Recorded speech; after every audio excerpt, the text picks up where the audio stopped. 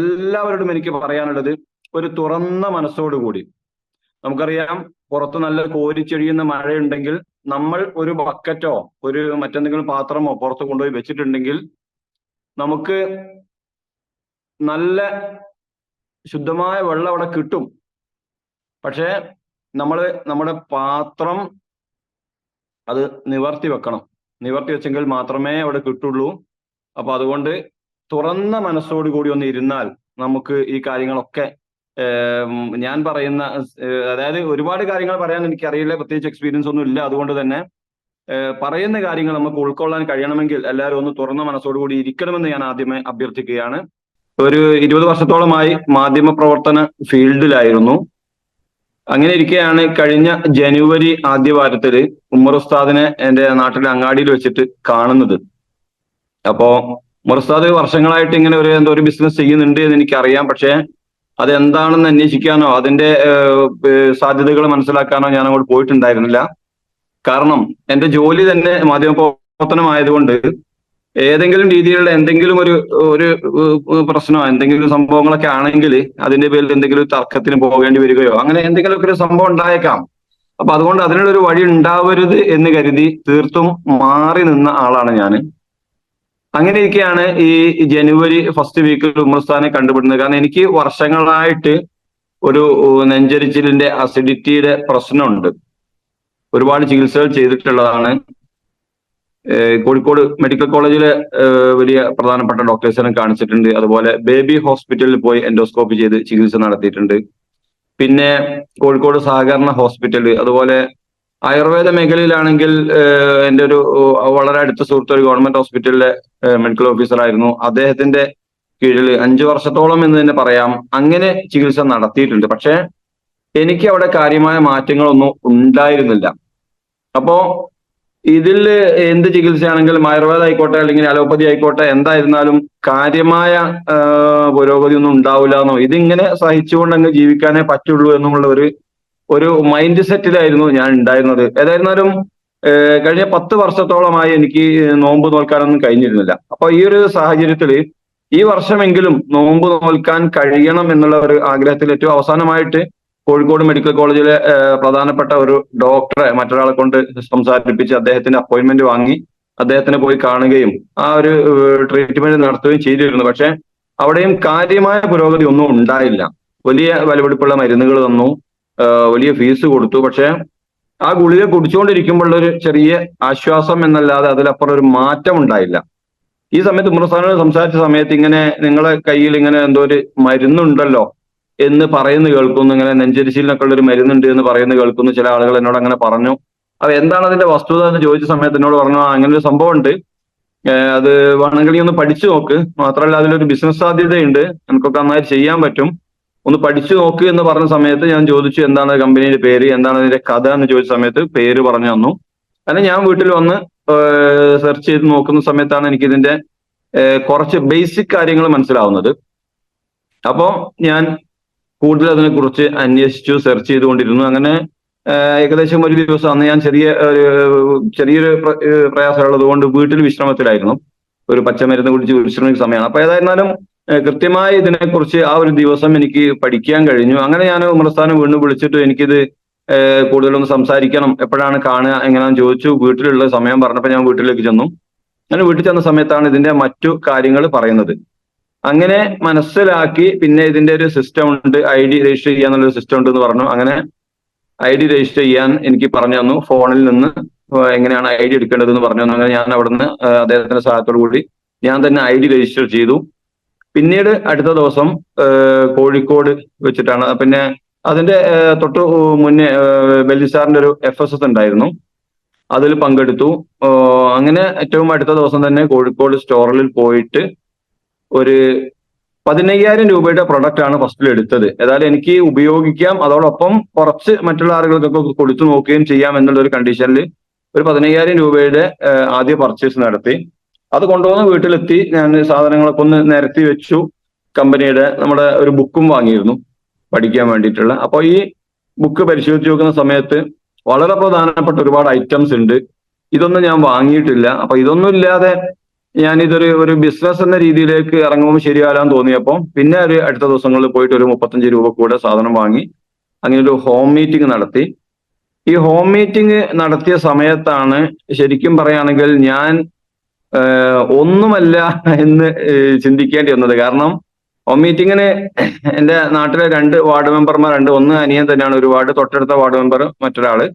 ഇവര് അതുപോലെ രാഷ്ട്രീയ പാർട്ടിയുടെ പ്രതിനിധികൾ, അങ്ങനെയുള്ള പ്രധാനപ്പെട്ട ഒരുപാട് ആളുകൾ ഉണ്ടായിരുന്നു.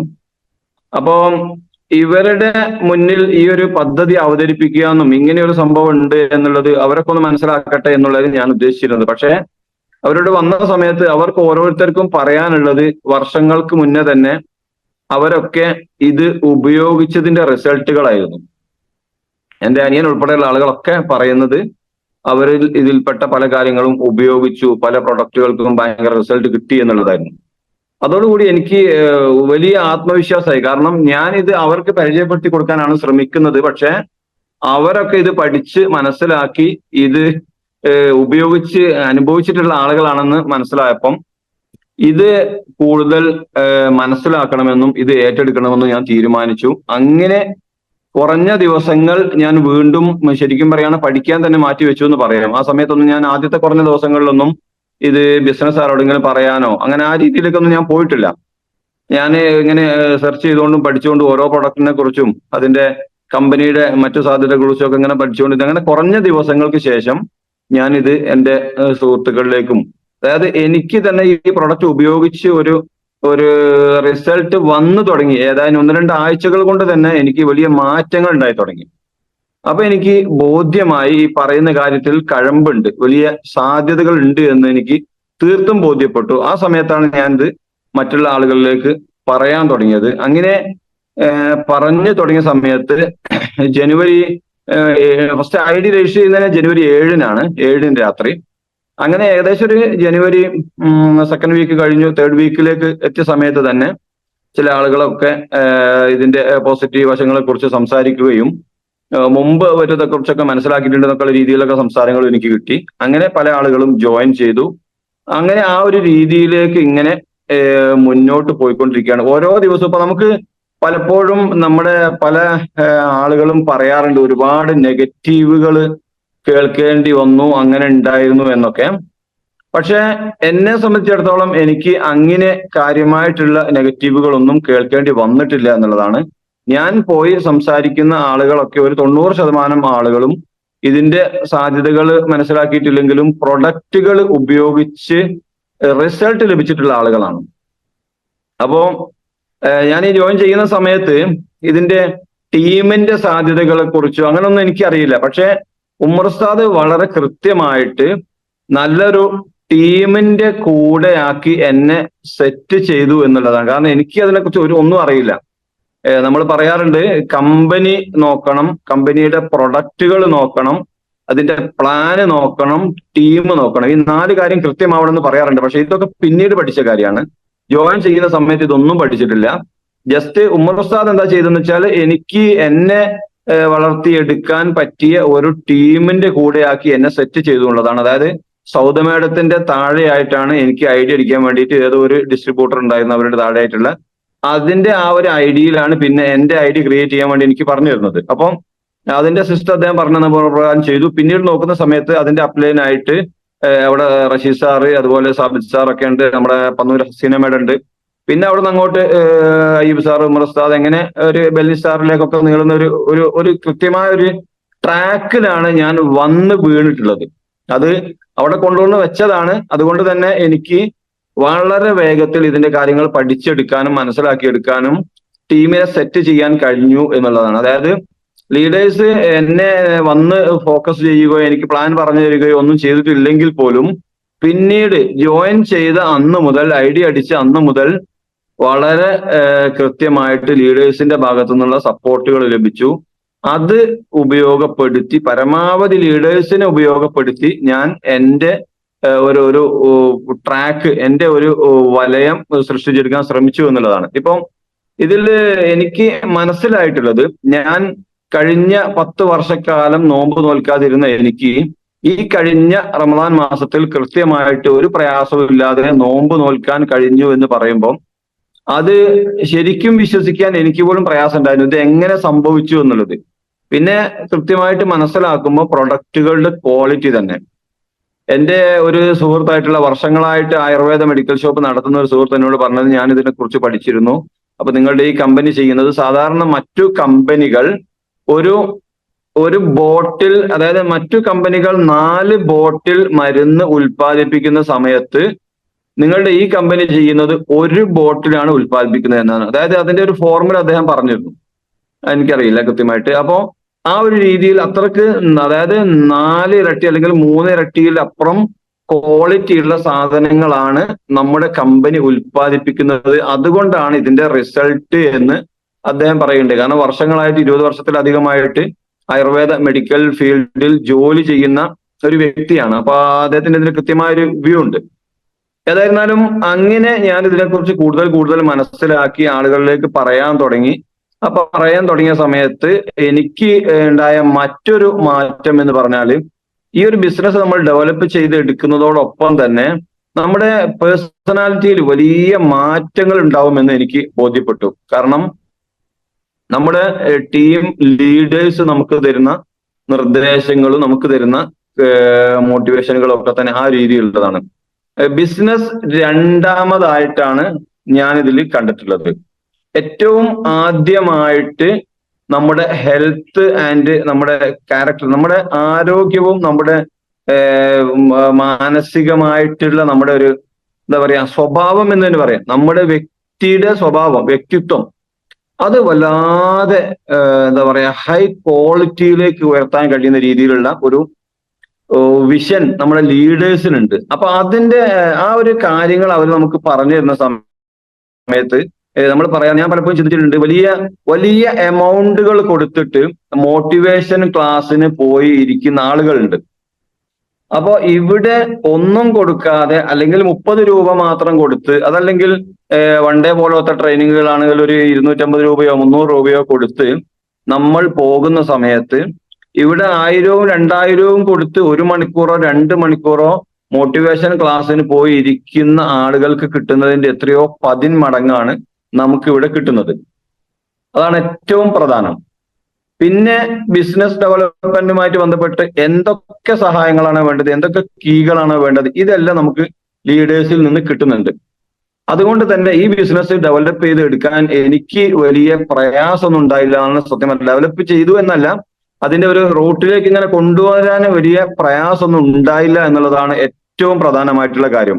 അതായത് നമ്മൾ വേറെ ഏത് ബിസിനസിനെ കുറിച്ച് ചിന്തിക്കുകയാണെങ്കിലും അത് നമ്മൾ അങ്ങനെ ചെയ്തു പോവുക എന്നല്ലാതെ അതിന് പ്രത്യേക സഹായമൊന്നും ഒരു കമ്പനിയുടെ ഭാഗത്തുനിന്നും കിട്ടാനില്ല, ഒരു ഡീലർ, ഒരു ഏജന്റിന്റെ ഭാഗത്തുനിന്നും കിട്ടാനില്ല. അവിടെ ഒരു പക്ഷേ കമ്പനിയുടെ പ്രൊഡക്റ്റുകളെ സംബന്ധിച്ചിട്ട് പരസ്യം കമ്പനി നൽകുന്നുണ്ടാവാം. അതല്ലാതെ നമ്മൾ എടുത്ത് നമുക്ക് ഇൻഡിവിജ്വൽ ആയിട്ട് നമ്മുടെ പ്രൊഡക്റ്റ് സെയിൽ ചെയ്യാനോ അല്ലെങ്കിൽ നമുക്ക് നമ്മുടെ കാര്യങ്ങൾ സെറ്റപ്പ് ആക്കി എടുക്കാനുള്ള ഒരു പ്രോത്സാഹനവും സഹായവും ഒരു മേഖലയിൽ, ഒരു ബിസിനസ് മേഖലയിൽ ലഭിക്കുന്നില്ല. ആ സ്ഥാനത്താണ് ഇവിടെ നമ്മൾ വാങ്ങിക്കൊണ്ടുവന്ന പ്രൊഡക്റ്റ് ഒരാൾക്ക് സെയിൽ ചെയ്യണമെങ്കിൽ, നമുക്ക് അതിന്റെ പ്രൊഡക്റ്റിന്റെ ഗുണം കൃത്യമായിട്ട് അവർക്ക് പറഞ്ഞു കൊടുക്കാൻ അറിയില്ലെങ്കിൽ അത് പറഞ്ഞു കൊടുക്കാൻ പോലും ഇവിടെ നമ്മുടെ ലീഡേഴ്സ് നമ്മുടെ കൂടെ വരികയാണ്.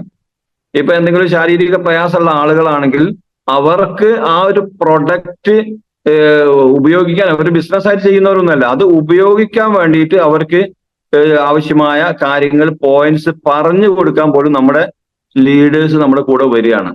അതല്ലെങ്കിൽ അവർ ഫോണിൽ വിളിച്ച് സംസാരിക്കുകയാണ്, വീണ്ടും ഫോളോ അപ്പ് ചെയ്യാണ്. അങ്ങനെ കൃത്യമായ ഒരു ലീഡേഴ്സിന്റെ ഇടപെടലാണ് ഈ ഒരു ബിസിനസിന്റെ പ്രത്യേകതയായിട്ട് ഞാൻ മനസ്സിലാക്കുന്നത്. അത് വെച്ച് ഞാൻ മുന്നോട്ട് പോയ സമയത്ത് എനിക്കുണ്ടായ അനുഭവം, വലിയ രീതിയിലുള്ള ആളുകൾ, അതായത് ഇതിൽ നിന്നൊക്കെ മാറി നിന്നിരുന്ന കുറെ ആളുകൾ ഇതിന്റെ സാധ്യത മനസ്സിലാക്കി എന്റെ കൂടെ ജോയിൻ ചെയ്യാൻ തയ്യാറായി.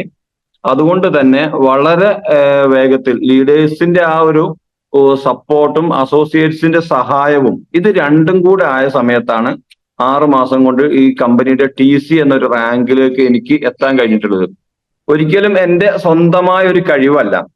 എന്റെ സ്വന്തമായ ഒരു കഴിവാണെങ്കിൽ നിലവിൽ ഞാൻ ചെയ്തുകൊണ്ടിരിക്കുന്ന മീഡിയ ഫീൽഡിലൊക്കെ തന്നെ എനിക്ക് വലിയ ഒരുപാട് ഏതോ മേഖലകളിലേക്കൊക്കെ എത്തിപ്പെടാൻ കഴിയേണ്ടതായിരുന്നു. പക്ഷെ അങ്ങനെ എന്റെ സ്വന്തം കഴിവല്ലാത്തത് കൊണ്ട് തന്നെ ഇത് ടീമിന്റെ ഒരു സഹായമായിട്ട്, അതായത് ടീം വർക്കിന്റെ ഒരു ഗുണമായിട്ടാണ് ഞാൻ മനസ്സിലാക്കുന്നത്.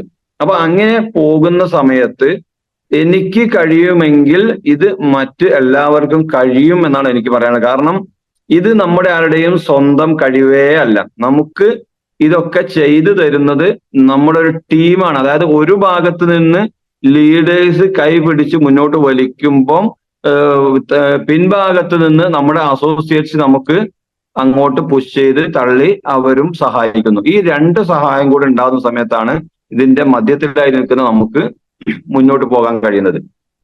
അപ്പോ നമ്മൾ ഒരു കൈ കൊടുത്താൽ ആ കൈ പിടിക്കാൻ ലീഡേഴ്സ് തയ്യാറാണ് എന്ന് പറയുന്നതിന്റെ ഒരു കാര്യം അതാണ്. നമ്മൾ കൈ പിന്നോട്ട് വലിച്ചു കഴിഞ്ഞാൽ നമുക്ക് കഴിയില്ല.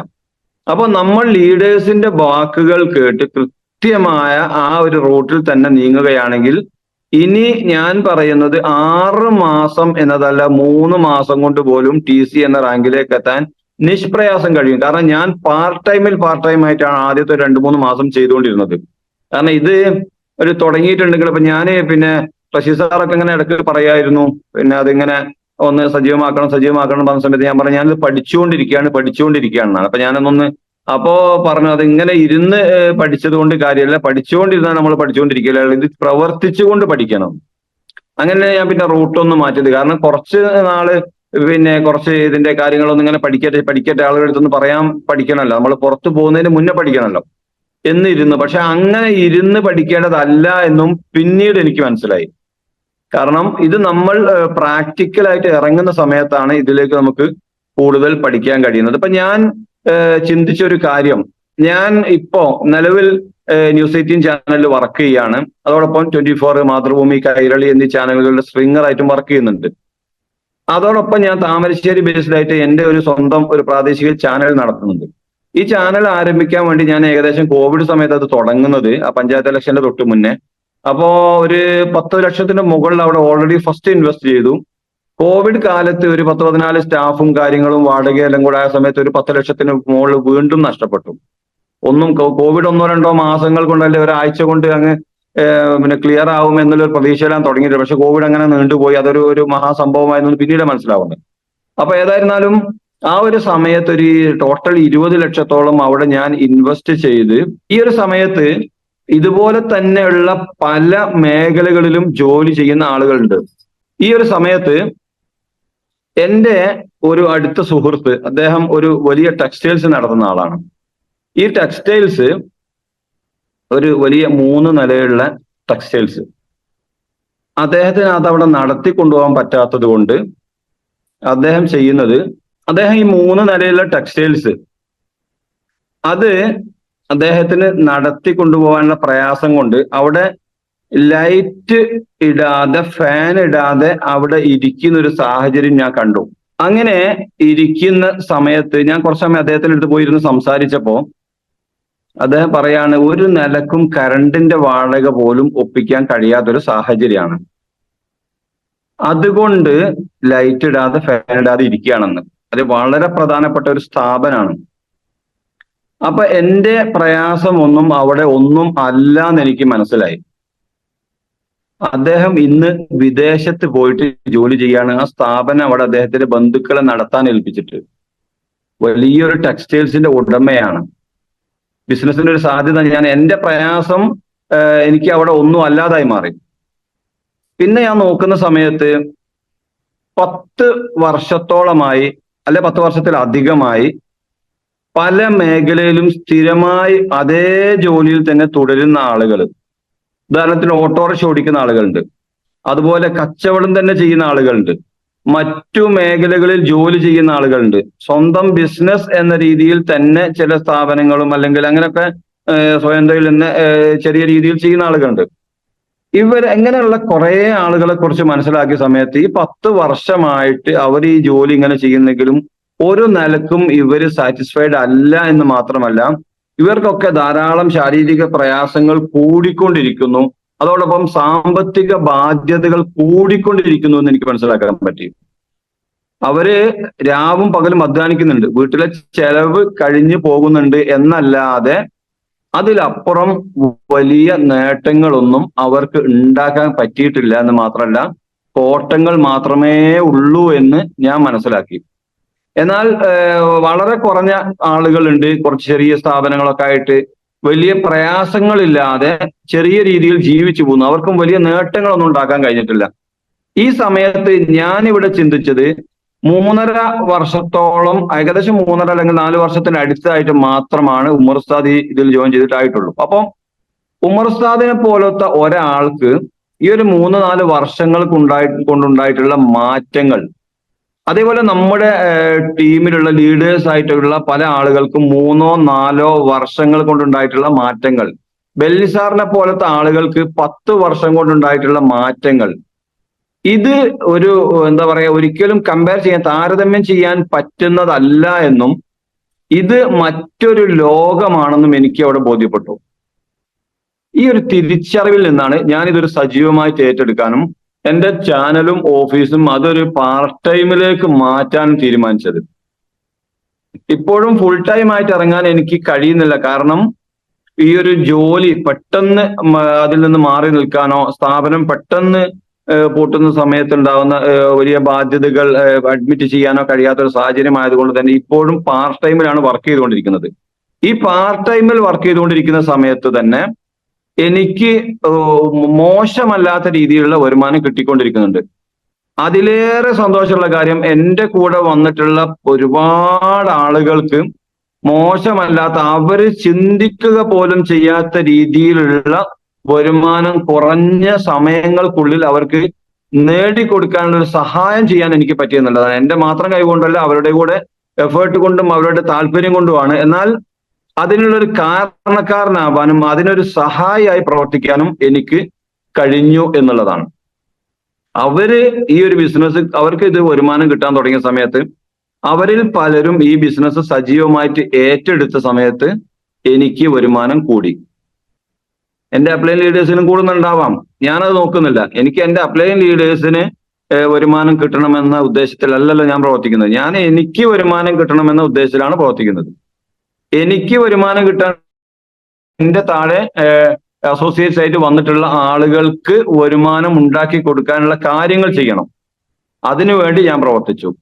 അതിലൊക്കെ അപ്പുറം ഞാൻ മനസ്സിലാക്കിയ ഒരു കാര്യം, ഞാൻ അനുഭവിച്ച ഒരു കാര്യം, എനിക്കും എൻ്റെ വീട്ടിലുള്ളവർക്കും എൻ്റെ വീട്ടുകാർക്കും ഉണ്ടായിട്ടുള്ള മാറ്റങ്ങൾ, ശാരീരികമായിട്ടുള്ള മാനസികമായിട്ടുള്ള മാറ്റങ്ങൾ, എൻ്റെ ഈ നെഞ്ചരിച്ചിൽ അസിഡിറ്റി പുണ്ണ് പ്രശ്നങ്ങൾക്ക് ഒരു വലിയ പരിഹാരം, വലിയ ആശ്വാസമായതോടുകൂടി വീട്ടിൽ ഒരുപാട് സന്തോഷം ഉണ്ടായി. അതോടൊപ്പം മോൾക്ക് വർഷങ്ങളായിട്ടുള്ളതായിരുന്നു തുമ്മല്, അനങ്ങിയ തുമ്മല്, ഒരു മുടി ചീകിയാൽ പോലും തുമ്മല്, മുറ്റമടിക്കാൻ അതുപോലത്തെ ഒരു ജോലിയും ചെയ്യാൻ പറ്റൂല, പനി, സ്ഥിരമായിട്ട് പനി, ഇടയ്ക്കിടയ്ക്ക് പനി, സ്ഥിരമായിട്ട് മാസത്തിൽ 2-3 ദിവസം സ്കൂൾ ലീവ് ആവും. ഈ ഒരു സിറ്റുവേഷനിൽ ഉണ്ടായിരുന്ന സാഹചര്യത്തിൽ കവചപ്രാശം പ്രതിരോധത്തിന് നല്ലതാണെന്നുള്ളൊരു നമ്മളെ ലീഡേഴ്സിന്റെ അടുത്ത് മനസ്സിലാക്കിയപ്പം എന്റെ വീട്ടിൽ ആ കവചപ്രാശം ഉപയോഗിക്കാൻ തുടങ്ങി. ഞങ്ങൾ എല്ലാവരും ഉപയോഗിക്കാൻ തുടങ്ങി. ഇപ്പോ 7ാമത്തെ ബോട്ടിൽ തീരാറായിട്ടുണ്ട്. കഴിഞ്ഞ 4 ദിവസം മുന്നാണ് പൊട്ടിച്ചിരുന്നപ്പോ ഇന്നലെ രാത്രി മോള് പറയുന്നു, ഇതിപ്പോ തീരാറായോ എത്ര പെട്ടെന്ന്, ആരാ അത് കോരി തിന്നുന്നത് കൂടുതലെന്ന്. അപ്പോ ഇങ്ങനെ ഈ കവചപ്രാശം നമ്മൾ എല്ലാവരും സ്ഥിരമായിട്ട് കഴിക്കാൻ തുടങ്ങിയ സമയത്ത് ഈ തുമ്മൽ പൂർണ്ണമായും മാറി. ഇടയ്ക്കുണ്ടായിരുന്ന പനി എന്ന സംഭവം കഴിഞ്ഞ 5-6 മാസമായിട്ട് നമ്മുടെ വീട്ടിലേക്ക് വന്നിട്ടില്ല. ഈ കഴിഞ്ഞ കുറച്ച് ദിവസങ്ങൾക്ക് മുമ്പ് എനിക്ക് ചെറിയ രീതിയിലൊരു പനി വന്നു. അങ്ങനെ അത് ഒരു വെള്ളിയാഴ്ച രാത്രിയാണ് ചെറിയ രീതിയിൽ പനി വന്നത്. ശനിയും ഞായർ ഉച്ച ആകുമ്പോഴേക്കും പനിയും മാറി, ക്ഷീണവും മാറി. ഒരു ക്ഷീണവും ഒരു പ്രയാസവും ഇല്ല. ചെറിയൊരു തലവേദന പോലെ സംഭവം ഉണ്ടായിരുന്നു. ഞായറാഴ്ച വൈകിട്ടാകുമ്പോഴേക്കും അതും മാറി. ഒരു പ്രശ്നവും അവിടെ ഇല്ല. പിന്നെ നമ്മുടെ കഫ്നിലും നമ്മുടെ ബിലോ 37 മാത്രമാണ് ഉപയോഗിച്ചത്. കവചപ്രാശം ഓൾറെഡി ഉപയോഗിച്ചുകൊണ്ടിരിക്കുന്നുണ്ട്. അത് കഴിഞ്ഞ് പിറ്റത്തെ ആഴ്ച മോൾക്ക് മാസങ്ങൾക്ക് ശേഷം പിന്നെ ചെറിയൊരു പനി വന്നു. അതും 2 ദിവസം. ഈ നമ്മുടെ കഫ്നിലും നമ്മുടെ കവചപ്രാശം ഒന്ന് കുറച്ചുകൂടെ ഒന്ന് കലക്കി കൊടുക്കുകയും ചെയ്തു. അതോടൊപ്പം ബിലോ 37 കൊടുത്തു. പനി 3-ാം ദിവസം മാറി. ഒരു പ്രയാസവും ഇല്ല. ഒരു ഹോസ്പിറ്റലിലും പോകേണ്ടി വന്നില്ല എന്നുള്ളതാണ് വസ്തുത. ഇത്രക്ക് സന്തോഷം കിട്ടി. അത് ഹോസ്പിറ്റലിൽ പോകുന്ന സമയത്ത് ഉണ്ടാകുന്ന സാമ്പത്തിക ബാധ്യത അല്ല പ്രശ്നം. കാരണം ഗവൺമെന്റ് ഹോസ്പിറ്റലുണ്ട്, അവിടെ പോകാൻ നമുക്ക് 10-20 രൂപ വണ്ടിക്കൂലിയെ ചെലവുള്ളൂ. വേറെ അവിടെ ക്യാഷ് ഒന്നുമില്ല. 5 രൂപന്റെ ടിക്കറ്റ് എടുക്കേണ്ട കാര്യമേ ഉള്ളൂ. പക്ഷെ ആ ആന്റിബയോട്ടിക് പോലത്തെ സാധനങ്ങൾ നമ്മുടെ ശരീരത്തിലേക്ക് എത്തുമ്പോഴുണ്ടാവുന്ന, പിന്നീട് നമ്മുടെ ശരീരത്തിന് അനുഭവിക്കേണ്ടി വരുന്ന പ്രയാസങ്ങൾ, അത്തരം പ്രശ്നങ്ങളിൽ നിന്ന് പോലും നമുക്ക് മോചനം നേടാൻ കഴിഞ്ഞു എന്നുള്ളതാണ്. പിന്നെ ഹോസ്പിറ്റലിൽ ഒന്നും പോകാതെ എന്ത് പനി വന്നാലും അത് അവിടെ അങ്ങ് സുഖമായി പോയി എന്ന് പറയുമ്പോൾ അത് സന്തോഷം വേറെ തന്നെയാണ്. അപ്പൊ ഈ രീതിയിലേക്ക് നമ്മുടെ ലൈഫ് സ്റ്റൈൽ തന്നെ മാറ്റാൻ കഴിഞ്ഞു. അപ്പോ നമ്മുടെ കമ്പനിയുടെ പേര് MI ലൈഫ് സ്റ്റൈൽ എന്നാണ്. നമ്മുടെ ലൈഫ് സ്റ്റൈൽ തന്നെ തീർത്തും പൂർണ്ണമായിട്ടും മാറുന്ന ഒരു പ്ലാനും വിഷനുമാണ് നമ്മുടെ കമ്പനിക്കുള്ളത്. അപ്പൊ ഇത് നമ്മൾ മനസ്സിലാക്കി നെഞ്ചോട് ചേർത്താൽ, നമ്മുടെ ലീഡേഴ്സ് പറയാറുണ്ട്, നമ്മൾ ഇങ്ങനെ വായോണ്ട് പറയാൻ എളുപ്പമാണ്. ഞാൻ എൻ്റെ നഫ്സിനോട് എൻ്റെ ശരീരത്തോടും പറയാണ്, അതിനുശേഷം എല്ലാവരോടും എന്നെ ശ്രവിക്കുന്ന ഈ 418ഓളം ആളുകളുണ്ട്, എല്ലാവരോടും പറയുകയാണ്, ഇത് നമ്മൾ കേട്ട് ഈ ചെവിയിലൂടെ അങ്ങ് വിട്ട് കഴിഞ്ഞാൽ പ്രത്യേകിച്ച് ഒന്നും സംഭവിക്കാനില്ല. നമ്മളത് കേട്ട് മറ്റൊരാളോട് പറയാൻ നല്ല ക്ലാസ് ആയിരുന്നു, സംഭവമായിരുന്നു, മൂപ്പര് പൊള്ളിയാണ്, കത്തി കയറുന്ന ആളാണ് എന്ന് പറഞ്ഞതുകൊണ്ട് പ്രത്യേകിച്ച് ഒന്നും നമുക്ക് കിട്ടാനില്ല. എനിക്കും കിട്ടാനില്ല, വേറെ ആർക്കും കിട്ടാനില്ല. പക്ഷെ നമ്മൾ ഇത് ഹൃദയത്തോട് ചേർത്ത് നെഞ്ചിലേക്ക് എടുത്തു വെച്ച് നമ്മളിത് പ്രവർത്തിക്കാൻ തുടങ്ങിയാൽ എനിക്ക് അതിൽ വലിയൊരു വിജയമുണ്ട്. കാരണം എൻ്റെ ടീമിലുള്ള കുറച്ച് ആളുകളെ ഇതിലുണ്ടാവുള്ളൂ, ബാക്കിയുള്ളവരൊക്കെ ഏതോ ടീമുള്ളതാണ്, ഞാൻ ജീവിതത്തിൽ കാണുക പോലും ചെയ്യാത്ത ആളുകളായിരിക്കാം. പക്ഷെ എൻ്റെ ഏതെങ്കിലും ഒരു വാക്ക് ആർക്കെങ്കിലും പ്രചോദനമായെങ്കിൽ എനിക്ക് എൻ്റെ ജീവിതകാലത്ത് മുഴുവൻ സന്തോഷിക്കാൻ അത് മതി. അതോടൊപ്പം ഇത് ഏറ്റെടുക്കുന്ന ആളുകൾക്ക് 100% വിജയം ഉറപ്പാണ്. നമ്മുടെ പ്രൊഡക്റ്റുകൾക്ക് 100% റിസൾട്ട് ഉണ്ടാവുമെന്നൊന്നും പറയരുത് എന്നൊക്കെ ചിലപ്പോൾ ചിലർ പറയാറുണ്ട്. ചില ആളുകൾക്ക് റിസൾട്ട് ഉണ്ടായില്ല എന്ന് വരാം എന്നൊക്കെ. പക്ഷെ ഞാൻ മിക്കവാറും പറയാറുള്ളത് 100% റിസൾട്ട് ആണെന്നാണ്. ഇനി ഏതെങ്കിലും രീതിയിൽ ഏതെങ്കിലും ഒരു പ്രയാസത്തിന് റിസൾട്ട് കിട്ടിയില്ലെങ്കിൽ അതിന് എന്തെങ്കിലും ചില കാരണങ്ങൾ ഉണ്ടാവും. അതുകൂടെ പഠിച്ച് നമ്മൾ ക്ലിയർ ചെയ്ത് കഴിഞ്ഞാൽ തീർച്ചയായിട്ടും അതിന് റിസൾട്ട് ഉറപ്പാണ് എന്ന കാര്യത്തിൽ ഒരു സംശയവുമില്ല. പിന്നെ ഞാൻ ഇനിയിപ്പോ നമുക്ക് എൻ്റെ വിഷനും എൻ്റെ പ്ലാനിങ്ങും ഞാൻ പറഞ്ഞു കഴിഞ്ഞു. ഇനി ലീഡേഴ്സിൽ നിന്ന് മനസ്സിലാക്കിയിട്ടുള്ള ഏതാനും പോയിന്റുകൾ ഒരു 5 മിനിറ്റ് ഞാൻ പറയാം. അതായത് നമ്മുടെ ലീഡേഴ്സ് എപ്പോഴും പറയാറുള്ള ഒരു കാര്യമാണ് ലിസ്റ്റ് ഫസ്റ്റ് മസ്റ്റ് എന്ന്. അതായത് ഏറ്റവും ആദ്യം ഒരു മനുഷ്യൻ, ഒരാള് ഇതിലേക്ക് ഡിസ്ട്രിബ്യൂട്ടറായി ഐഡിയ അടിച്ച് വന്നു കഴിഞ്ഞാൽ ഞാൻ പറയുന്നു, പ്രൊഡക്റ്റ് എടുക്കുന്നതിന്റെ മുന്നേ തന്നെ ചെയ്യേണ്ട കാര്യമാണ് ലിസ്റ്റ് മേക്കിംഗ് എന്നത്. ലിസ്റ്റ് തയ്യാറാക്കി നമുക്ക് കാണാൻ പറ്റിയ ആളുകൾ എത്രയുണ്ട് എന്ന് തീരുമാനിച്ചതിന് ശേഷമാണ് നമ്മൾ പോയിട്ട് പ്രൊഡക്റ്റ് എടുക്കുന്നതെങ്കിൽ നമുക്കറിയാൻ പറ്റും എത്ര രൂപയുടെ പ്രൊഡക്റ്റ് എടുക്കണമെന്ന് പോലും. ഒന്നുമില്ലപ്പോ നമ്മൾക്കൊരു 100 പേരുടെ ലിസ്റ്റ് നമ്മൾ ഉണ്ടാക്കി അത് നമ്മൾ ഷോർട്ട് ചെയ്യുന്നതിന്റെ മുന്നേ തന്നെ നമ്മൾ തീരുമാനിക്കും ഈ 100 ആളുകൾക്ക് ഒന്നുമില്ലെങ്കിൽ 100 പേസ്റ്റ് നമ്മൾ കൊടുക്കാം. ഈ 100 ആളുകളും പേസ്റ്റ് ഉപയോഗിച്ച് പല്ല് തേക്കുന്ന ആളുകളായിരിക്കും, അല്ലെങ്കിൽ അതിൽ 75 ആളുകളും പേസ്റ്റ് ഉപയോഗിക്കുന്നവരായിരിക്കാം, വേറെ കുറച്ച് ആളുകൾ എന്തെങ്കിലും പൊടിയോ കാര്യങ്ങളൊക്കെ ഉപയോഗിക്കുന്നവരുണ്ടാവാം. ഈ നമ്മുടെ ലിസ്റ്റിലുള്ള 75 ആളുകൾക്കും ഒരു പേസ്റ്റ് വീതം കൊടുക്കാൻ തീരുമാനിച്ച് 75 പേസ്റ്റും 75 സോപ്പും 75 ഹെയർ ഓയിലും 75 ടോയ്ലറ്റ് ക്ലീനറുമാണ് നമ്മൾ എടുക്കുന്നതെങ്കിൽ, ഫസ്റ്റ് പർച്ചേസ് നമ്മൾ എടുക്കുന്നതെങ്കിൽ അത് നമ്മുടെ ബിസിനസ്സിൽ വലിയ മുന്നേറ്റം ഉണ്ടാക്കും. നമ്മൾ കുറച്ച് പ്രൊഡക്റ്റ് എടുത്ത് കൊണ്ടുവന്ന് പിന്നീട് ലിസ്റ്റ് ഉണ്ടാക്കാൻ നിൽക്കുന്ന സമയത്ത് ചിലപ്പോൾ നമുക്ക് അത്ര ഒരു ഡെവലപ്മെന്റ്സ് ഉണ്ടാവും എനിക്ക് തോന്നുന്നില്ല. ഈ ലിസ്റ്റ് പ്രകാരമാണ് നമ്മൾ ഫസ്റ്റ് പർച്ചേസ് നടക്കുന്നതെങ്കിൽ നമുക്ക് അവിടെ വലിയ മുന്നേറ്റം ഉണ്ടാവും. അങ്ങനെ നമ്മൾ ഇനി അതല്ല, ഇനിയിപ്പോ പ്രൊഡക്റ്റ് വാങ്ങി കൊണ്ടുവന്ന് പോയി എന്നിട്ടാണ് ലിസ്റ്റ് ആക്കുന്നതെങ്കിലും രണ്ടാമത്തെ ഒരു ഓപ്ഷൻ എന്ന് പറഞ്ഞാൽ നമ്മുടെ ലീഡേഴ്സ് ചെയ്യുന്നത്, നമ്മുടെ ലിസ്റ്റ് ഷോർട്ട് ചെയ്ത് അതിൽ നിന്ന് ബിസിനസ് ആയിട്ട് ഏറ്റെടുക്കാൻ പറ്റിയ ഒരു 10 ആളുകളെ നമ്മൾ തിരഞ്ഞെടുക്കും. അങ്ങനെ തിരഞ്ഞെടുത്ത് അവരെടുത്ത് പോയിട്ട് നമ്മൾ ബിസിനസ് പറയണമെങ്കിൽ നമ്മുടെ അടുത്ത് ലിസ്റ്റ് ഉണ്ടാവണം. അപ്പൊ നമ്മള് എനിക്കൊക്കെ ഉണ്ടായ ചില അനുഭവങ്ങൾ പറഞ്ഞാൽ, ചില ആളുകൾ നമുക്ക് ഒരാളെ കാണാനുണ്ടെന്ന് പറഞ്ഞ് നമ്മൾ പോകുന്ന സമയത്ത് ഇനി അയാളെ വിളിച്ചിട്ട് കിട്ടിയിട്ടില്ലെങ്കിൽ നമ്മുടെ ആ ഒരു ദിവസവും കൂടി നഷ്ടപ്പെടുകയാണ്. അവർക്ക് വല്ലാതെ നെഗറ്റീവ് ആവുകയാണ്. കാരണം ഇന്ന് ഞാനിത് ഒരാളെ കാണാൻ വേണ്ടി പോയി, അയാളിത് മൈൻഡ് ചെയ്തില്ല, അല്ലെങ്കിൽ അയാളത് ആക്സെപ്റ്റ് ചെയ്തില്ല, ഓ എനിക്കിത് വയ്യത് നടക്കൂല, ആരോടും പറഞ്ഞിട്ട് കാര്യമില്ല, ആരും വരുന്നില്ലേ, ആരും ചേരുന്നില്ലേ, എല്ലാവരും അങ്ങനെയാണേ പറയുന്നത്, ആരും വിളിച്ചിട്ട് താല്പര്യമില്ലേ എന്ന മറുപടികൾ നമുക്ക് പലപ്പോഴും കിട്ടാറുണ്ട്. പക്ഷേ നമ്മളിത് ലിസ്റ്റ് ചെയ്ത് ഷോർട്ട് ചെയ്താണ് നമ്മൾ പോകുന്നതെങ്കിൽ ഒരാളല്ല 9 ആള് നോ പറഞ്ഞാലും 10ാമത്തെ ആളടുത്തേക്ക് പോകാൻ നമുക്ക് ലിസ്റ്റ് ഉണ്ടാവും. അല്ല നമ്മൾ ഒരാളെയോ 2 ആളെയോ ലക്ഷ്യം വെച്ചാണ് പോകുന്നതെങ്കിൽ ഈ രണ്ടാളും നോ പറഞ്ഞു കഴിഞ്ഞാൽ മൂന്നാമത്തെ ഒരാളെ നമുക്ക് ഓർമ്മ വരിക പോലുമില്ല. നമ്മളെ മനസ്സിലപ്പോഴേ എന്താവൂല, നടക്കൂല, കാരണം ആരും ഇത് ശരിയാവില്ല, ഞാനില്ല, എനിക്കിത് പറ്റൂല എന്നുള്ള അവസ്ഥയിലേക്ക് പോകും. അതേസമയം നമ്മൾ ലിസ്റ്റുമായിട്ടാണ് പോണെങ്കിൽ ഇനി നമ്മൾ ഷോർട്ട് ചെയ്ത 10 ആള് നോ പറഞ്ഞാലും 11ാമത്തെ ഒരാളെ താഴെ നമുക്ക് എടുക്കാനുണ്ടാവും നമ്മൾ 100 ആളെ ലിസ്റ്റിൽ നിന്ന്. അപ്പൊ ഈ ലിസ്റ്റ് മേക്ക് ചെയ്താൽ മാത്രമേ ഈ ബിസിനസ്സിൽ വിജയം ഉണ്ടാവുകയുള്ളൂ എന്ന് എന്റെ അനുഭവത്തിൽ നിന്ന് ഞാൻ മനസ്സിലാക്കിയിട്ടുള്ളതാണ്. എനിക്ക് ലീഡേഴ്സ് പറഞ്ഞു തന്ന അനുഭവം അതാണ്. അങ്ങനെ ലിസ്റ്റ്, ഇപ്പൊ ഞാൻ ലിസ്റ്റുമായിട്ട് ഇറങ്ങിയ സമയത്ത് പലപ്പോഴും ഉണ്ടായ അനുഭവം, ഞാൻ വളരെ പ്രതീക്ഷയോടുകൂടി ഉദ്ദേശിച്ച ചില ആളുകളെ വിളിച്ചു നോക്കുന്ന സമയത്ത് അവരെ കിട്ടുന്നില്ല, അല്ലെങ്കിൽ അവരെ എത്തിയില്ല, തിരക്കാണ് എന്ന് പറയുന്ന സമയത്ത് ലിസ്റ്റ് നോക്കും, അടുത്ത ആളാരാ നോക്കും, അടുത്ത ആളെ വിളിക്കും, അടുത്ത ആളെ പോയി കാണും. അങ്ങനെ നമ്മൾ പോയി കാണുന്ന സമയത്ത് നമുക്ക് ടീമിനെ ഡെവലപ്പ് ചെയ്തെടുക്കാൻ വലിയ പ്രയാസമൊന്നും ഉണ്ടാവില്ല എന്നാണ് എനിക്ക് പറയാനുള്ളത്. പിന്നെ നമ്മൾ പലരും പറയുന്ന ഒരു കാര്യം, അല്ലേ നമ്മളിതിപ്പോ ഇങ്ങനെ ഈ ഒരു ഇങ്ങനത്തെ അസുഖങ്ങളൊക്കെ ഉള്ള ആളെ കിട്ടണ്ടേ, നമ്മൾ ഓലെ കണ്ടെത്തണ്ടേ, ആർക്കൊക്കെയാണ് ഇപ്പൊ നമ്മളെ പരിസരത്ത് നമ്മളെ കുടുംബത്തിൽ അസുഖം ഉള്ളത് എന്നുള്ള ലിസ്റ്റ് കിട്ടണ്ടേ എന്നാണ്. നമ്മൾ ലിസ്റ്റ് ഫസ്റ്റ് മസ്റ്റ് എന്ന് പറയുമ്പോൾ ഈ മരുന്ന് കൊടുക്കാനുള്ള രോഗികളുടെ ലിസ്റ്റ് കിട്ടണ്ടേ എന്നാണ് പലരും ചിന്തിക്കുന്നത്. നമ്മൾ ഒരിക്കലും രോഗികളെ തേടി പോവേണ്ട എന്ന് നമ്മൾ പല ലീഡേഴ്സും എപ്പോഴും പറഞ്ഞു തരാറുണ്ട്. ഇത് രോഗികൾക്ക് കൊടുക്കേണ്ട പ്രൊഡക്റ്റ് അല്ല, രോഗം വരാതെ ആരോഗ്യം സംരക്ഷിക്കാനുള്ള പ്രൊഡക്റ്റ് ആണ്. നമ്മൾ ആദ്യം ഇത് ഉപയോഗിക്കണം.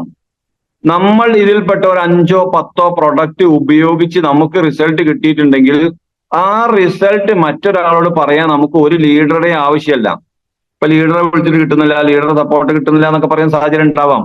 നമുക്ക് ഒരു ലീഡറെ ആവശ്യമില്ല. ഞാൻ കവചപ്രാശ് ഉപയോഗിച്ചു, ഞാൻ ലിവഗൈൻ ഉപയോഗിച്ചു, ഞാൻ ഇമ്മ്യൂണോത്രിപ്ലസ് ഉപയോഗിച്ചു, ഞാൻ പ്രോബയോട്ടിക് ഉപയോഗിച്ചു, എനിക്ക് അതുകൊണ്ട് ഗുണമുണ്ടായി. ഞാൻ യൂറിപ്ലസ് ഉപയോഗിച്ചു, എന്റെ കല്ല് പൊടിഞ്ഞു പോയി അല്ലെങ്കിൽ വേദന മാറി എന്ന് പറയാൻ ഞാൻ ഉപയോഗിച്ചിട്ടുണ്ടെങ്കിൽ എനിക്ക് കഴിയും. ഞാൻ പേസ്റ്റ് ഉപയോഗിക്കുന്നു, എനിക്ക് ഇതുകൊണ്ട് എനിക്ക് ഗുണങ്ങൾ ഉണ്ടായിട്ടുണ്ട് എന്ന് പറയാൻ കഴിയും. ഹെയർ ഓയിൽ ഉപയോഗിച്ചിട്ട് എന്റെ മുടി കൊഴിച്ചിൽ മാറിയെന്ന് എനിക്ക് പറയാൻ കഴിയും. അത് മറ്റൊരാൾ പറയുന്ന സമയത്ത് അവരത് ഏറ്റെടുക്കുകയാണെങ്കിൽ അവരുടെ പ്രയാസം മാറുമ്പോഴുള്ള ഒരു സന്തോഷവും അതോടൊപ്പം നമുക്കുണ്ടാവുന്ന പ്രോഫിറ്റ്, സാമ്പത്തിക ബെനിഫിറ്റ്, ഇതിലൊക്കെ അപ്പുറം നമ്മൾ ചിന്തിക്കേണ്ട ഒരു കാര്യം, നമുക്ക് ചുറ്റും ധാരാളം ആളുകൾ വലിയ സാമ്പത്തിക പ്രയാസവുമായിട്ട് നടക്കുന്നുണ്ട്.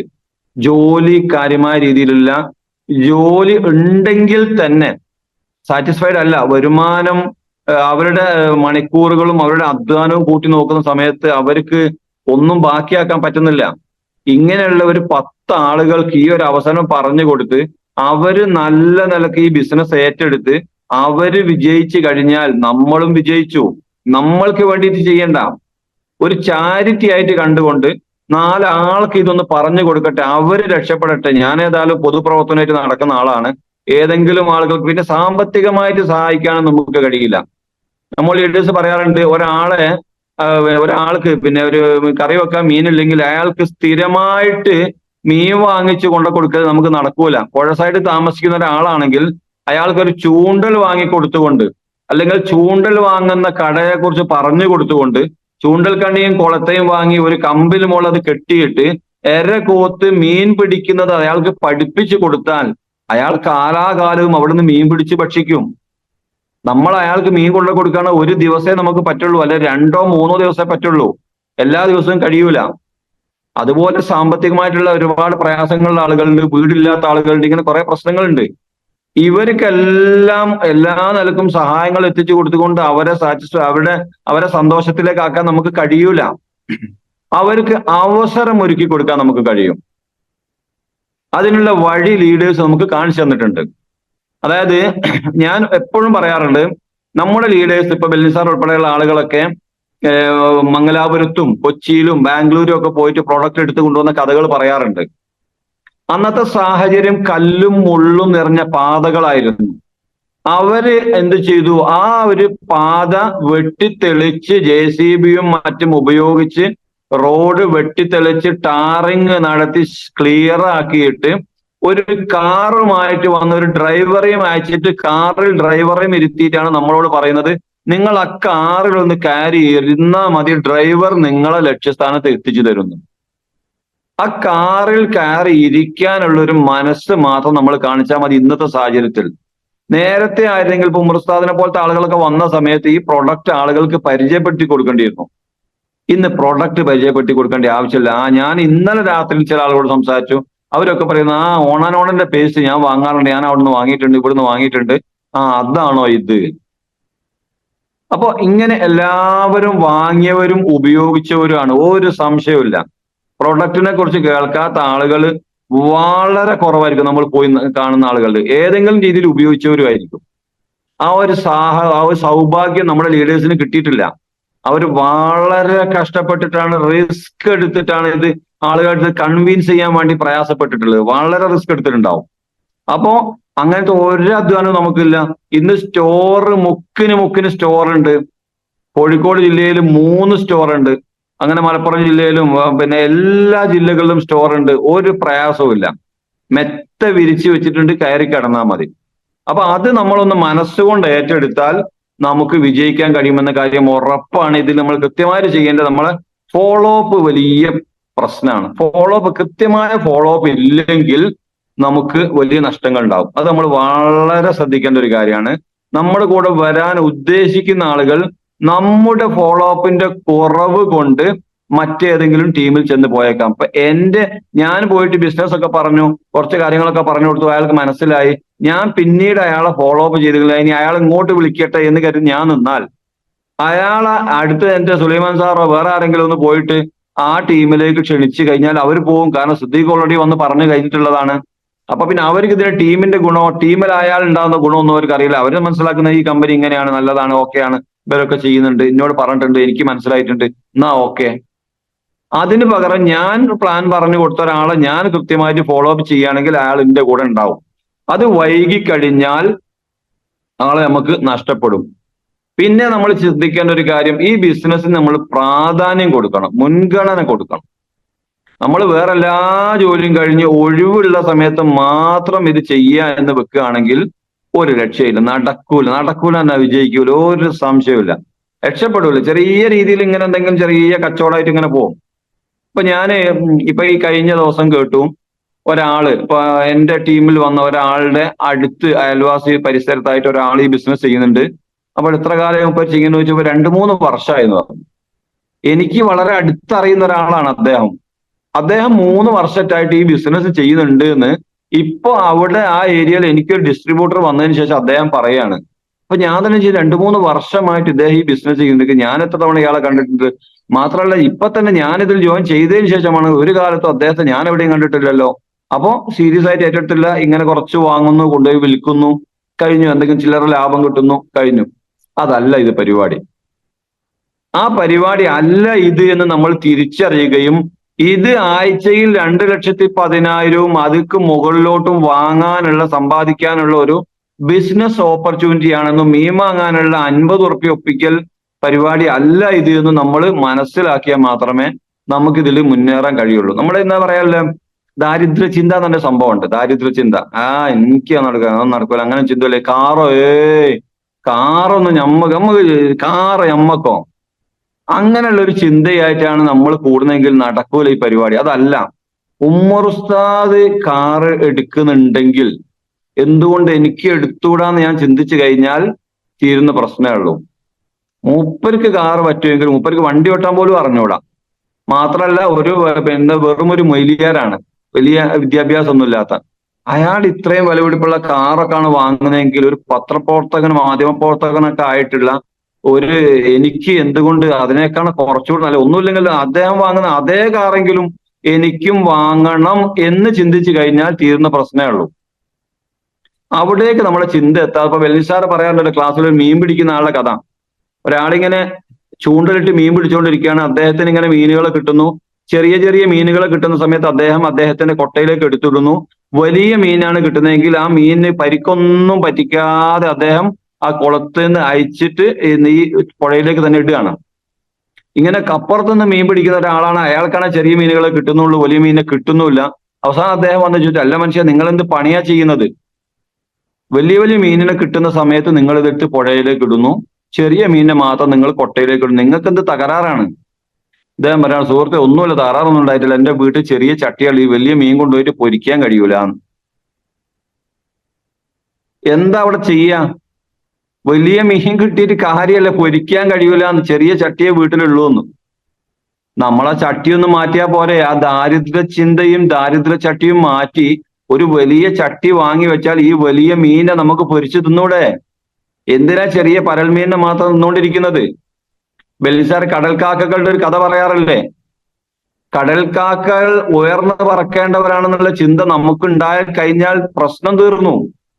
അപ്പൊ അവിടേക്ക് ആ ഒരു രീതിയിലേക്ക് നമ്മളെ ചിന്തയെ കൊണ്ടുവരിക എന്നുള്ളതാണ് ഇതില് വളരെ നമ്മൾ ശ്രദ്ധിക്കണം. നമ്മുടെ മൈൻഡ് സെറ്റ് ഒന്ന് മാറ്റണം. ആ പഴയ ചിന്തയിൽ നിന്ന് മാറിയിട്ട് എനിക്കും നേടണം, എനിക്കും സമ്പാദിക്കണം, എനിക്കും നല്ല ജീവിതം ഉണ്ടാവണം, എനിക്കും ആഗ്രഹിക്കുന്ന പോലെ ആശിക്കുന്ന പോലെ ജീവിക്കാൻ കഴിയണം എന്ന ഒരു ചിന്തയിലേക്ക് നമ്മൾ വന്നു കഴിഞ്ഞാൽ വിജയം 100%, അതിൽ സംശയമൊന്നുമില്ല, ഉറപ്പായിട്ടും വിജയിക്കാൻ കഴിയും.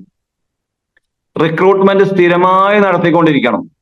ഏത് റാങ്കിലെത്തിയാലും അതാ ഞാൻ ഇതിൽ മനസ്സിലാക്കുക. കാരണം ഈ തൈ എപ്പോഴും വാടിപ്പോവാൻ സാധ്യതയുണ്ട്. ഏത് തൈ ആണെങ്കിലും നല്ല മരങ്ങൾ കാണാൻ ചിലപ്പോൾ പെട്ടെന്ന് ഉണങ്ങി പോകുന്നത്. എന്താ സംഭവിച്ചതെന്ന് എത്ര കൃഷി വിദഗ്ധനാണെങ്കിലും മനസ്സിലാക്കാൻ പറ്റാറില്ല. അപ്പൊ അങ്ങനെ നിൽക്കുന്ന സമയത്ത് അവിടെ 100 തൈ വെച്ച നമ്മുടെ തോട്ടത്തിൽ ഒരു 10 തൈ കുറെ കഴിഞ്ഞ് വാടിപ്പോയാലും നടണമെങ്കിൽ പകരം തൈ നമ്മൾ മുളപ്പിച്ചത് അവിടെ ഉണ്ടാവണം.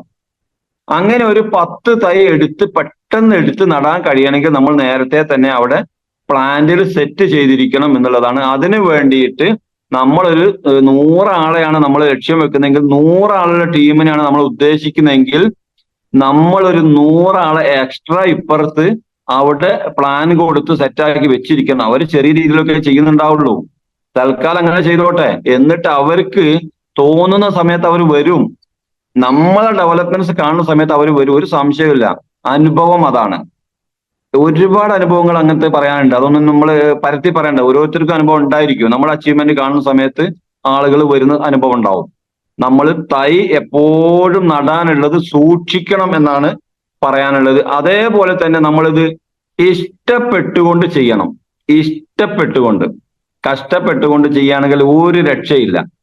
അതായത് ബെല്ലിസാർ പറയാറുണ്ട്, നമ്മൾ ഫസ്റ്റിൽ വന്നുപെടും, രണ്ടാമത്തത് ഇഷ്ടപ്പെടും, പിന്നെ കഷ്ടപ്പെടും, പിന്നെ രക്ഷപ്പെടുന്നു. ആ കഷ്ടപ്പെടും എന്ന് പറഞ്ഞാൽ നമ്മൾ ഹാർഡ് വർക്ക് ചെയ്യുന്ന, ഇതിനു വേണ്ടി ഹാർഡ് വർക്ക് ചെയ്യുന്ന സമയത്തുള്ള കഷ്ടപ്പാടാണ്. ഞാൻ ഈ പറയുന്ന കഷ്ടപ്പാടെന്ന് പറഞ്ഞാൽ ലീഡർ നിർബന്ധത്തിന് ചെങ്ങായി വിളിച്ചോണ്ടിരിക്കുന്ന, പിന്നെ ഇന്ന് കയറട്ടെ ക്ലാസ്സിൽ, ആ ചെങ്ങായി പറഞ്ഞോണ്ടിരിക്കുന്ന, പിന്നെ ഒരു 5000 എടുക്കട്ടെ എന്ന ചിന്തയാണെങ്കിൽ ഒരു രക്ഷയില്ല. ഇത് നമ്മൾ ഇഷ്ടപ്പെട്ട് മനസ്സുകൊണ്ട് തൃപ്തിയോടുകൂടി ചെയ്യുകയാണെങ്കിൽ, ഇപ്പൊ നമുക്കറിയാം ഏത് ഹാർഡ് വർക്കുള്ള ജോലിയാണെങ്കിലും അത് അയാൾ എൻജോയ് ചെയ്തുകൊണ്ട് ഇഷ്ടപ്പെട്ടുകൊണ്ട് ചെയ്യുകയാണെങ്കിൽ അയാൾക്ക് അതൊരു ഭാരമേ ആയിരിക്കില്ല. എന്നാൽ അത് ഒരു താല്പര്യമില്ലാതെ ആരെങ്കിലും നിർബന്ധിച്ച് ചെയ്യുന്ന ജോലിയാണെങ്കിൽ അയാൾക്ക് കഷ്ടപ്പാടിന്റെ അങ്ങേ തലയായിരിക്കും. അപ്പൊ അതുകൊണ്ട് ഇഷ്ടപ്പെട്ട് ചെയ്യാൻ തയ്യാറായാൽ ഒരു രക്ഷയില്ല, വിജയിച്ചിരിക്കുന്ന കാര്യത്തിൽ ഒരു സംശയമില്ല. ഇപ്പോ ഞാൻ ഒരുപാട് കാര്യങ്ങൾ വാരി വലിച്ച് പറഞ്ഞിട്ടുണ്ട്, ഒരു ഓർഡറിലൊന്നും ആയിരിക്കില്ല. ഏതായിരുന്നാലും കൂടുതൽ ഇനിയും നീട്ടി പറയുന്നില്ല. ഞാൻ പറയുന്നത് ഒറ്റ കാര്യം, ഒറ്റ പോയിന്റ് പറയാം. ഇന്ന് ഭൂമി ലോകത്ത് നമ്മളെ പോലത്തെ ഒരു സാധാരണക്കാരായ മനുഷ്യർക്ക്, സാധാരണക്കാരായ കുടുംബത്തിന് രക്ഷപ്പെട്ട് ഇഷ്ടം പോലെ ജീവിക്കാനും ആഗ്രഹത്തിനനുസരിച്ച് ജീവിക്കാനും ഇഷ്ടം പോലെ സമ്പാദിക്കാനും കഴിയുന്ന ഒരു ഓപ്പർച്യൂണിറ്റി ഇതല്ലാതെ ഞാൻ ഇന്ന് വരെ ഒന്നും കേട്ടിട്ടില്ല. ഇനി ആർക്കെങ്കിലും ഉണ്ട് എന്ന് തോന്നുന്നുണ്ടെങ്കിൽ പറയാം, നമുക്ക് ആലോചിക്കാം. ഞാൻ റെഡിയാണ്. ഇതിനേക്കാണ് ബെറ്റർ ആയിട്ടുള്ള ഒരു കമ്പനീനെ കുറിച്ച്, ഒരു ഡയറക്ട് സെല്ലിനെ കുറിച്ച് ആർക്കെങ്കിലും പറഞ്ഞു തരാൻ കഴിയുമെങ്കിൽ ഞാൻ ജോയിൻ ചെയ്യും, സംശയമൊന്നുമില്ല. കാരണം എന്റെ ആഗ്രഹം എന്റെ ഇഷ്ടത്തിനനുസരിച്ചും എന്റെ കുടുംബത്തിന്റെ ഇഷ്ടത്തിനനുസരിച്ചും ജീവിക്കാൻ കാശുണ്ടാക്കണം എന്നുള്ളതാണ്. അതിനു വേണ്ടിയിട്ടാണ് ഞാൻ ഇത്രയും കാലം പല ജോലികളും ചെയ്തിട്ടുള്ളത്. മാധ്യമപ്രവർത്തനം നടത്തിയിട്ടുള്ളതൊക്കെ അത് തന്നെയാണ്. വിദേശത്ത് പോയിട്ട് ഒരു 5 വർഷം അങ്ങനെ നിന്നിട്ടുണ്ട്. അതൊക്കെ ഞാൻ പോയത് കാശുണ്ടാക്കാൻ വേണ്ടിയിട്ട് മാത്രമായിരുന്നു, അല്ലാതെ സ്ഥലം കാണാൻ വേണ്ടി പോയതല്ല. അപ്പൊ കാശുണ്ടാക്കാൻ പറ്റിയ നല്ല ഓപ്പർച്യൂണിറ്റി വേറെ ഉണ്ടെങ്കിൽ 1-2 ആളുകൾ ചില പ്ലാനിനെ കുറിച്ചൊക്കെ പറഞ്ഞിരുന്നു. അതിൽ പറഞ്ഞ 2 ആളുകളും, അതിൽ ഒരാള്, അതായത് വലിയ എന്തോ ഒരു ഡോളറിന്റെ ബിസിനസ് ഉണ്ട് എന്നാണ് ഒരാൾ പറഞ്ഞിരുന്നത്. അദ്ദേഹം മലപ്പുറം ജില്ലക്കാരനാണ്. അദ്ദേഹം ഏതായാലും ഐഡിയ അടിച്ച് നമ്മുടെ കൂടെ ഇപ്പൊ വന്നിട്ടുണ്ട്.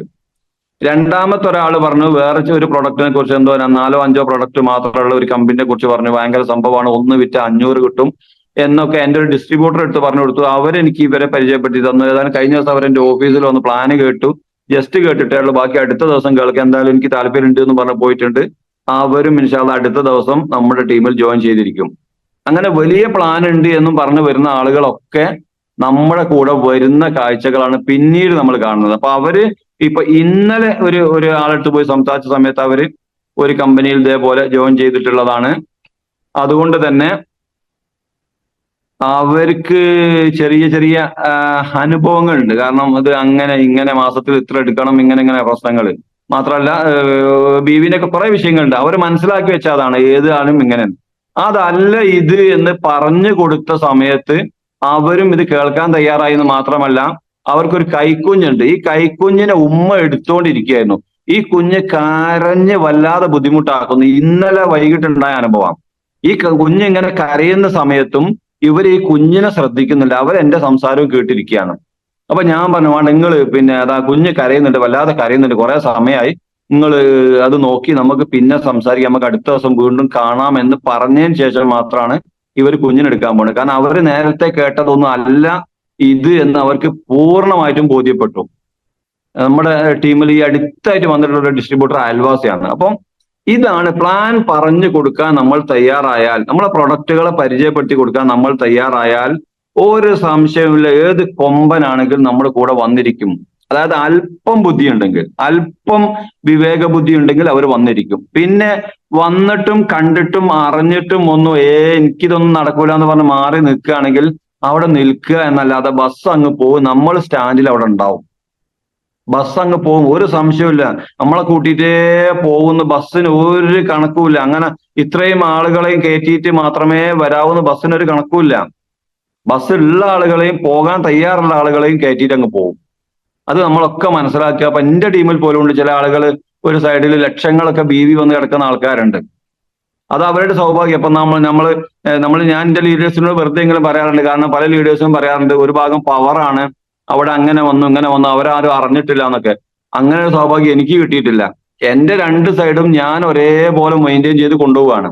എന്നാൽ ചില ആളുകൾക്കൊക്കെ ഒരു സൈഡ് ലീഡേഴ്സ് കൊണ്ടുപോകുന്ന ആളുകളുടെ പവർ ഉണ്ടാവാറുണ്ട്. അങ്ങനെ ഒരു സംഭവം എനിക്ക് കിട്ടിയിട്ടില്ല. ഞാൻ എന്റെ ഓർഗ് 1 ഫസ്റ്റ് ഐഡി ഞാൻ അടിച്ചതാണ്, ഓർഗ് 2 ഫസ്റ്റ് ഐഡി ഞാൻ അടിച്ചതാണ്. അതങ്ങനെ കൊണ്ടുപോയിട്ടുള്ളതാണ്. അങ്ങനെയാണ് 6 മാസം കൊണ്ട് ഞാൻ TC ആയത്. ആ സ്ഥാനത്ത് ലീഡേഴ്സിന്റെ ഒരു ഭാഗം പവറൊക്കെ ഉള്ള ആളുകളാണെങ്കിൽ ഒരു ഭാഗം മാത്രം വെച്ച് നോക്കുകയാണെങ്കിൽ 3 മാസം വേണ്ട TC ആവാൻ. ആ രീതിയിലേക്ക് ഡെവലപ്പ് ചെയ്യാൻ പറ്റും. അങ്ങനെ സൗഭാഗ്യം ലഭിച്ച കുറെ ആളുകളുണ്ട് എന്ന് കരുതിയിട്ട് 2 കാലം നമ്മുടേതാണെന്ന് ചിന്ത മറന്നു പോകരുത്. എന്നോട് എന്റെ ലീഡേഴ്സ് പറഞ്ഞത് അങ്ങനെ 2 കാലം ഉണ്ടെങ്കിൽ നമുക്ക് നടക്കാൻ പറ്റുള്ളൂ. ഓർക്ക് 1 ലീഡേഴ്സ് കൊണ്ടുവരണമെന്ന് പറഞ്ഞിരുന്നാൽ അവിടെ നിൽക്കലേ ഉണ്ടാവുള്ളൂ. അങ്ങനെ നടക്കൂല, അതല്ല സംഭവം. ചില ആളുകൾക്ക് ആ സൗഭാഗ്യം കിട്ടും. കാരണം എന്നെ കൊണ്ടുവന്ന ഒരു ഡയറക്റ്റ് ലീഡർ ഇല്ലാത്തത് കൊണ്ട് തന്നെ അദ്ദേഹം കൊണ്ടുവരുന്നതിന്റെ ഒരു പവർ എനിക്ക് കിട്ടൂല. അങ്ങനെ ഒരാളില്ല. അയാൾ വർക്ക് ചെയ്യുന്ന പോലുമില്ല. ഒരു ഐഡി അടിച്ചിട്ട് പോയ ആളാണ്. പക്ഷെ ഐഡി അദ്ദേഹത്തിന്റെ താഴെ അടിക്കാനേ മാർഗുള്ളൂ നമ്മുടെ കമ്പനിയുടെ സിസ്റ്റം പ്രകാരം. അതുകൊണ്ട് ഒരുപാട് വൈകിയിട്ടുണ്ട്. അതുകൊണ്ട് കൂടുതലൊന്നും പറയുന്നില്ല. ലീഡേഴ്സ് നമ്മളൊക്കെ പറയാറുണ്ട് 5 വർഷം പിടിച്ചു നിന്നാലെന്ന്. ഇവിടെ ഞാൻ പറയുന്നു 5 വർഷത്തിന്റെ ആവശ്യമേ ഇല്ല. 3 വർഷം മാക്സിമം, 2.5-3 വർഷം നമ്മൾ പിടിച്ചു നിൽക്കുകയാണെങ്കിൽ ഇന്ന് നമ്മളെ ലീഡേഴ്സ് 5 വർഷം കൊണ്ട് നേടിയിട്ടുള്ള ആ സൗഭാഗ്യങ്ങളും അതിലപ്പുറവും നമുക്ക് നേടിയെടുക്കാൻ കഴിയുമെന്ന് മാത്രം ഓർമ്മിപ്പിച്ചുകൊണ്ട്, കുറച്ച് വൈകിയിട്ടുണ്ട്, റിവ്യൂ പറയാനാണ് 4-5 ആളുകൾ ഹാൻഡ് റൈസ് ചെയ്തിട്ടുണ്ട്. അതുകൊണ്ട് വൈകിയതിൽ ക്ഷമ ചോദിച്ചുകൊണ്ട് എന്തെങ്കിലും ഞാൻ പറഞ്ഞതിൽ നിന്ന് അനുകൂലമായിട്ട് നിങ്ങൾക്ക് ഒരു നല്ലതായിട്ട് തോന്നുന്നുണ്ടെങ്കിൽ അത് ഹൃദയത്തോട് ചേർത്ത് വെക്കണമെന്ന് പറഞ്ഞുകൊണ്ട്, എന്തെങ്കിലും പ്രയാസമോ തെറ്റായിട്ടോ അല്ലെങ്കിൽ പിന്നെ ദേഷ്യം തോന്നുന്നതോ പറഞ്ഞു പോയിട്ടുണ്ടെങ്കിൽ എല്ലാവരും പൊറുക്കണമെന്ന്, മാപ്പ് തരണമെന്ന് പറഞ്ഞുകൊണ്ട് എല്ലാവർക്കും നല്ല വിജയങ്ങൾ ഉണ്ടാവട്ടെ എന്ന് പറഞ്ഞുകൊണ്ട്, വിജയങ്ങളിൽ, ഉയർച്ചകളിൽ, ഉയർന്ന സ്ഥാനങ്ങളിൽ നമുക്ക് ഒരുമിച്ച് കണ്ടുമുട്ടണമെന്ന് ആശംസിച്ചുകൊണ്ട്, ആഗ്രഹിച്ചുകൊണ്ട് എല്ലാവർക്കും നല്ലൊരു ദിനം ആശംസിച്ചുകൊണ്ട് നിർത്തുന്നു. Thank you.